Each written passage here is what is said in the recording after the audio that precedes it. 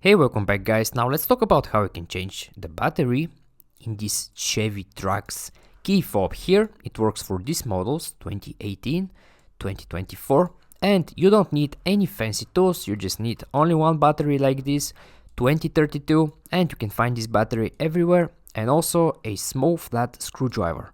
And now when you're ready, let's begin with the tutorial. The first thing you need to do is look over this side here, and you see this small button on this side. Now press this button here, and when you press it this way, you can very easily pull this mechanical key outside of the fob here. Alright, now when you remove the mechanical key over here, and when you hold the fob like this with the buttons facing down, right on this side you see this small hole.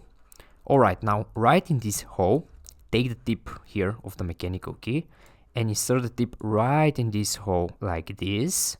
And when you insert it here, twist it a little bit, and after that, immediately after that, push up, and the idea here is just to separate this fob into two pieces like this. So you need to remove this back cover over here. Now, when you separate this fob into two pieces like this, right after that, you see your old dead battery over here. Now to remove the battery, take this mechanical key again, or the small flat screwdriver, whatever you find easier, and insert the tip here or here, and just push the battery outside. Now when you remove the battery here in the same place, just insert your new battery. And also very important here, when you insert the new battery, make sure this here is the negative side facing up. So this is very important. Alright, now when you place your new battery over here, take these two pieces again.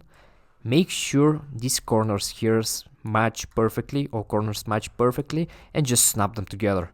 Now when you snap them together, take this mechanical key again and make sure you insert it back in the fob just like in the beginning, and when you insert the key here, right after that your key will be ready. You don't need to do anything else after that. It will just work fine. Okay guys, I hope you find this video useful and take care.